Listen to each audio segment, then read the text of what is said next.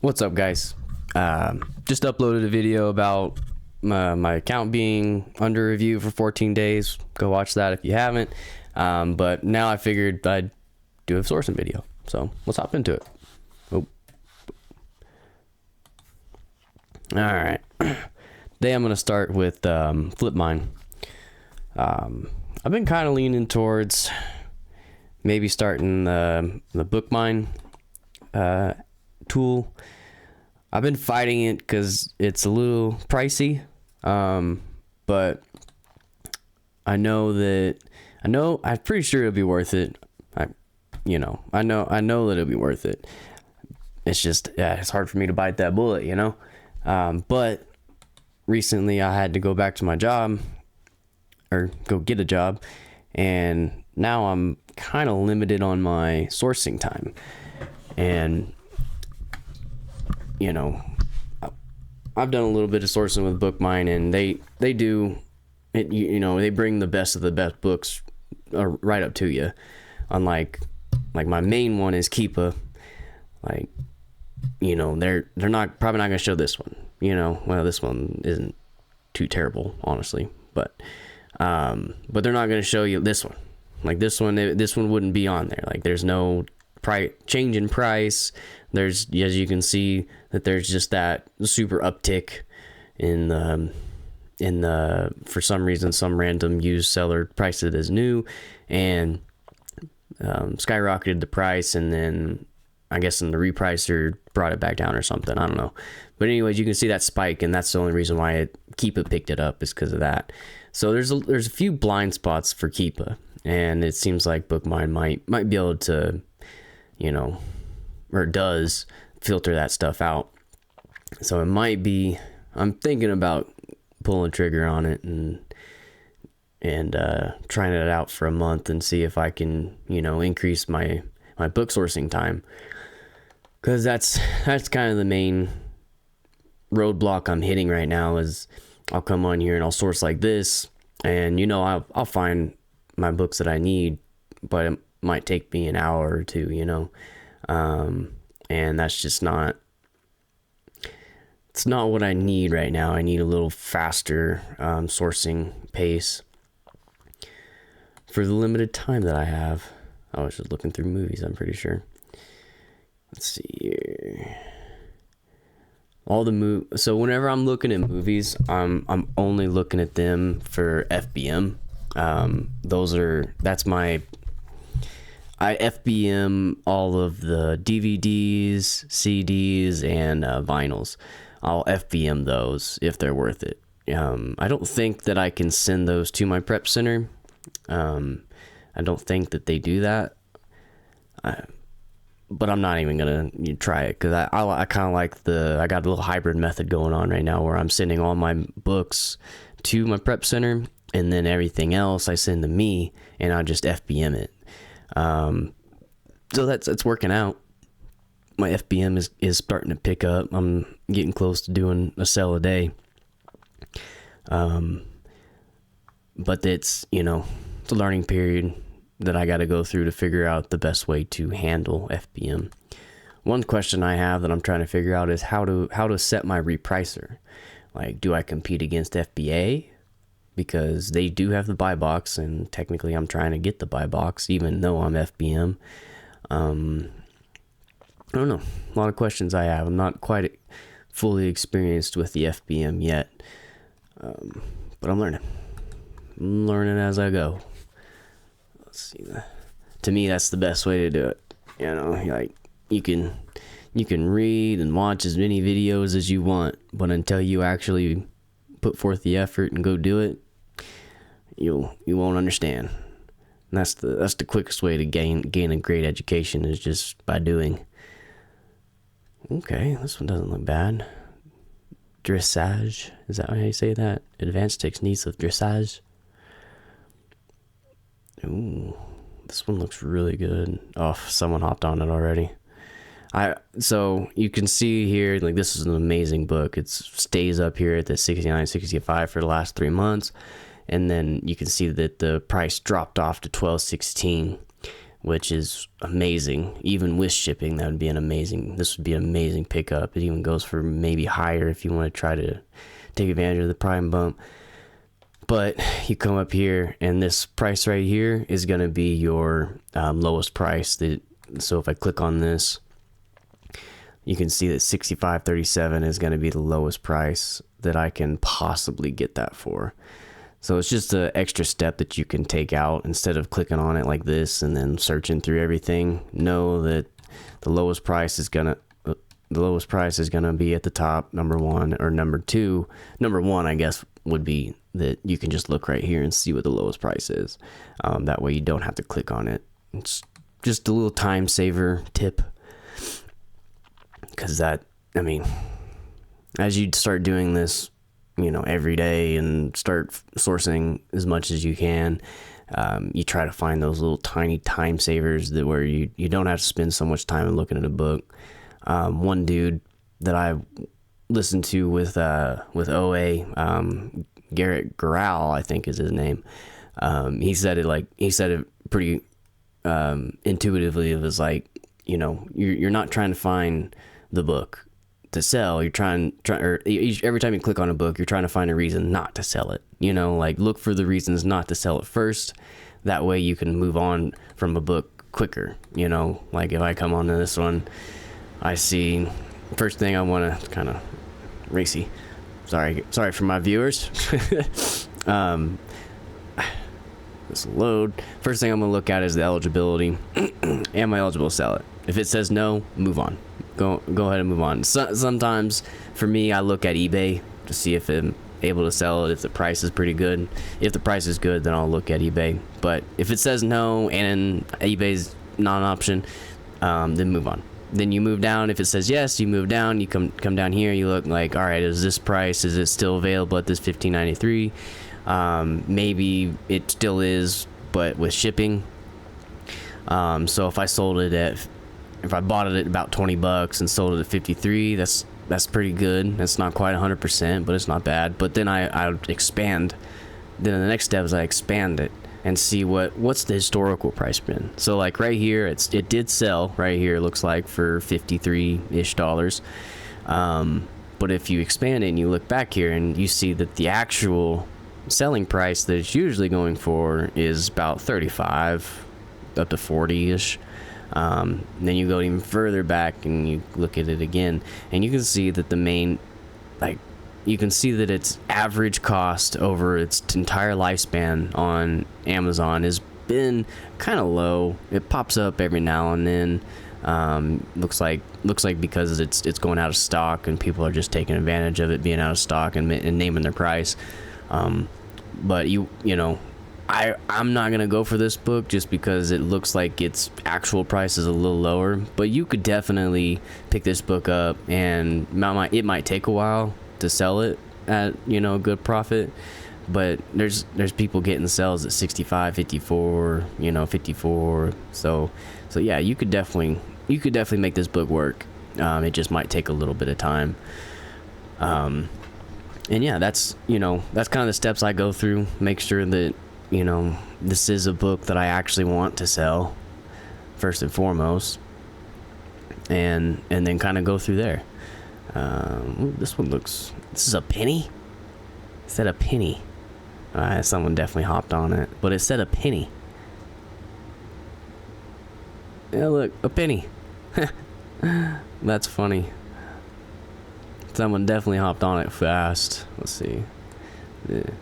Well, it still says it's down there, but it's definitely not anymore. Unless, the shipping is insane. No, it's just not on there. Someone hopped on it. That's the first time I've seen it, something be worth a penny on Amazon. It's like, dang, that's cheap. Alright, so we got $7. $20 delivery? Jeez, guys, come on.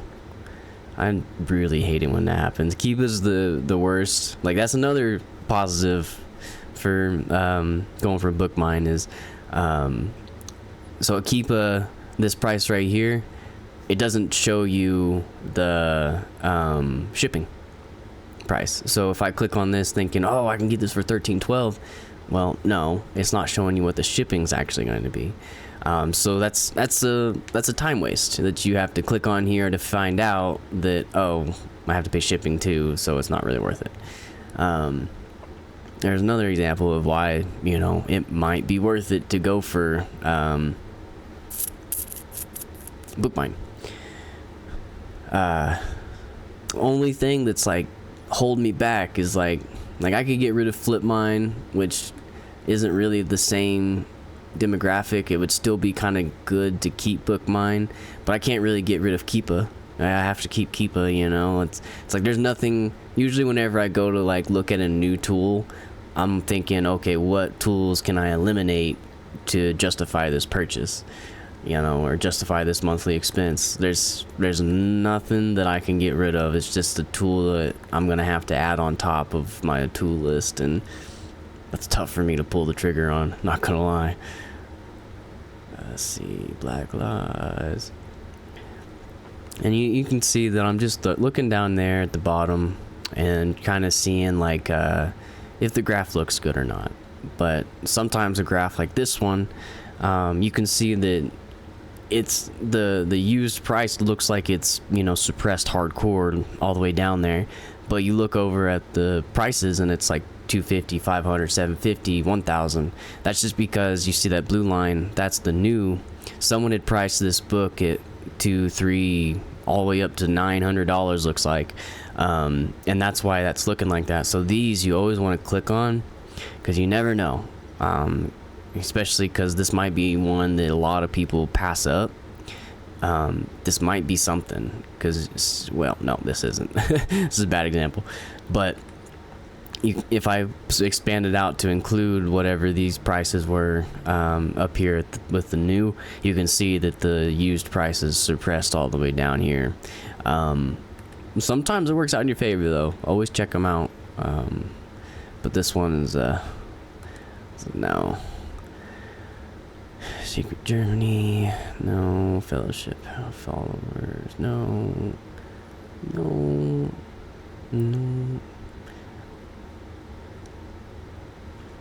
And it's not like I don't want to make it sound like whenever if you go get Bookmine, that like you'll just log on there and every book you look at, it's a buy, you know. That's not, I don't think it's possible. I really don't know how software works or how that stuff, back end stuff works, but I wouldn't think that it would be possible to, you know, pluck a perfect book for everybody, you know. If you just don't care and you're just buying anything and everything, then you may be able to log on and do that. But if you're wanting to stick to like certain criteria, you know, you're gonna have to click on whatever's on there and then kind of look into it a little bit more. Don't just, you know, buy blindly, because that's how you get yourself in trouble, doing that type of thing. That's what I mean. Arguably, if you're beginning, it might be the best way to do it. Especially if you got, you know, a good, decent cash flow, buying as many books as possible at the beginning, just to get the experience and get the knowledge of, okay, this book sold like instantly. As soon as it checked in, it sold. And then, okay, this book, you know, hasn't sold and it's been a few months. Like, this is a slower seller, you know. And you start finding the books that you're like looking for, you know. I'm finally getting to that point where the replens are starting to outpace my buying new books or going in here and sourcing like this, you know. Definitely not.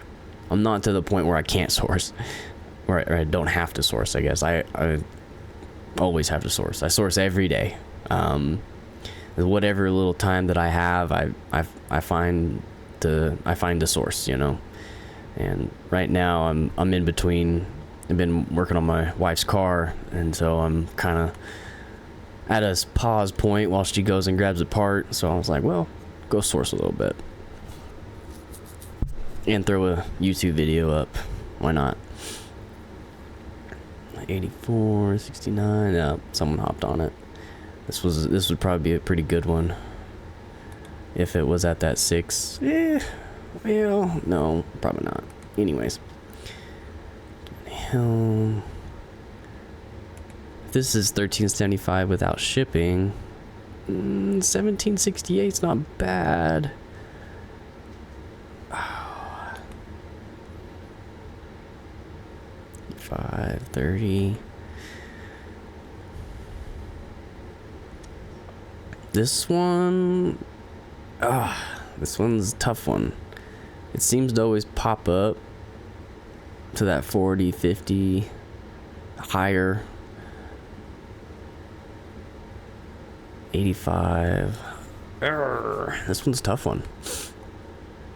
I think we're at 1768. What was that? It's acceptable. And 89%. I will go for acceptables sometimes, especially if the price is really good. But it's at 89. This dude has an 89% feedback rating, which tells me that they just don't care. You know, they got this huge amounts of ratings. But if they got 89%, like, they're just not taking care of it. If anybody's ever gotten a bad review, you can remove it almost every time, even whenever you're in the wrong. You can still remove it and keep your account at 100% health. Or 100% feedback rating. It doesn't drop my phone. It doesn't completely remove it. It just puts like a line through it so that people know that it's invalid, but they can still read it. But I mean, comparing eBay to Amazon, like eBay, your feedback really matters because people will go on there and read it and be like, and if you're getting a whole bunch of his items ship late, then they're going to be like, okay, this guy's items isn't going to show up on time. Yours just going to show up really late. They can get a good feel of how you're going to be. But with Amazon, I've had people comment or give me a bad review because they didn't like the product. Not had nothing to do with how I sold it, what I sold it at, or how fast the shipping was. They reviewed the product on my seller account. They were like, well, the product's kind of not really good. I don't like this, how it might make my skin look or something, when I was selling skin products. And it's like, guy, that I didn't make the product, I just sold it. Like, people don't understand how Amazon works. They think that they're reviewing, or whenever they come to your account to review something, they think that they're just talking to Amazon. They don't actually know that, Amazon is mainly made up of, people like us that are just, selling stuff randomly. And, it's just funny to me. I didn't know that Amazon was like that until I started getting into it, and I realized, like, oh, wow. All of these products on Amazon is from third-party people that are like me, just trying to sell stuff. Would have never known. Got a Pokemon movie here. Let's see here. Oh, it's super short. Eesh, yeah. These ones, whenever they don't have any historical data, I'm pretty sure this movie is like pretty old. And if it's just now coming up, you look at the ASIN, if it has a B on it, most likely means that this is a secondary listing, that, someone like you or me was like, tried to list this and they got on and realized, it wasn't worth it to list on the original listing, so they decided to create another one and name their price and actually make some kind of money on it. But these ones that are just brand new and they have the B in front of the ASIN, I pass on them because sometimes those listings will disappear. Amazon will figure out that there's a duplicate listing and they'll kick it to the curb. Amazon doesn't really like that type of thing. I think it's not, you're not supposed to do it, but people do it all the time. sometimes you can take advantage of those B listings. Like don't pass on them. That one I'm just saying wouldn't trust that one because it's so brand new. If there's a B ASIN listing and it's, got, a huge, it's been on Amazon for a long time is what I'm trying to say. And if it's been on Amazon for, years and years and years, and you see, it's a great keep a chart, then yeah, go for it. Sometimes the B listings are, gold mines, but just be careful. Know that it might disappear. Don't go too deep on them. And now, I mean, anytime you're selling used, don't try not to go too deep. I had to learn that the hard way. I had sold this book like 5 times, like quite a bit of times. I'd sold it and was making really good money on it. And so I was like, and I was able to buy a whole bunch of them on eBay. But I went deep. I went like 17 deep, and the demand just like stopped. As soon as all those 17 checked in, it was like, nope, no more. That sucks. And they're still sitting there right now. I've been dropping the price on them, trying to get something to sell, and it's just not working. The problem is the B listing, the B ASIN listing is like, quite a bit higher in price rather than the original listing. And so people are, obviously buying the cheaper one instead of going to mine.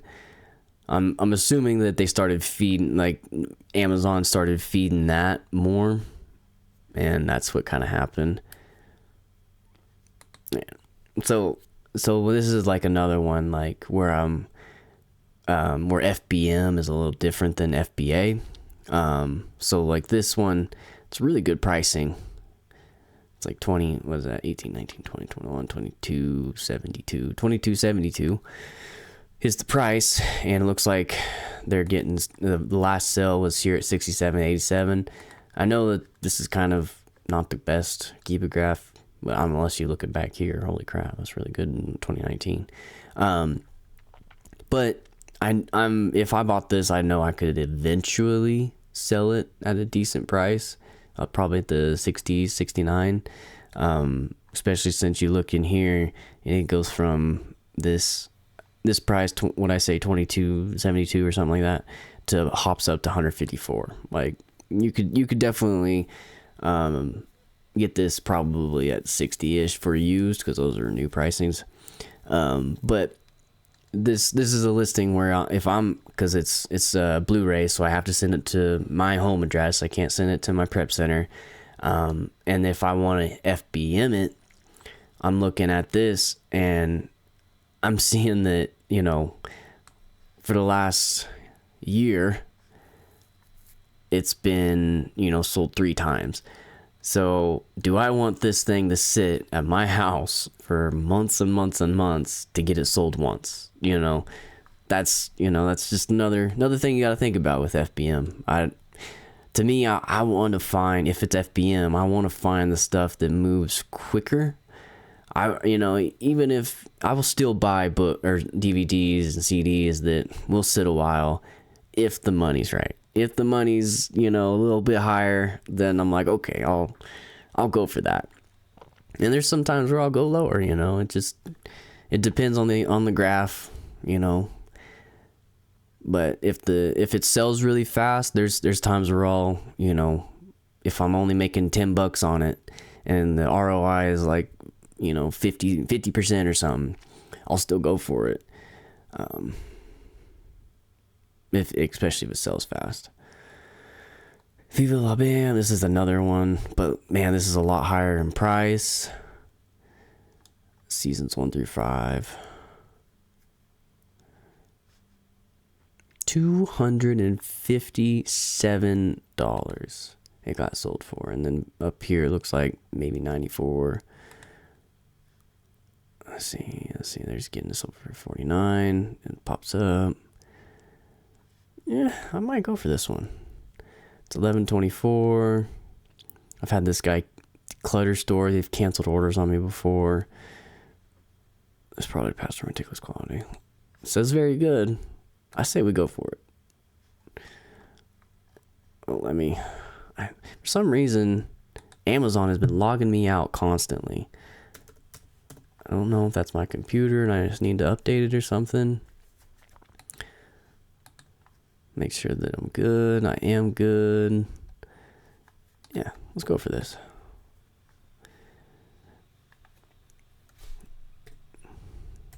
Oh.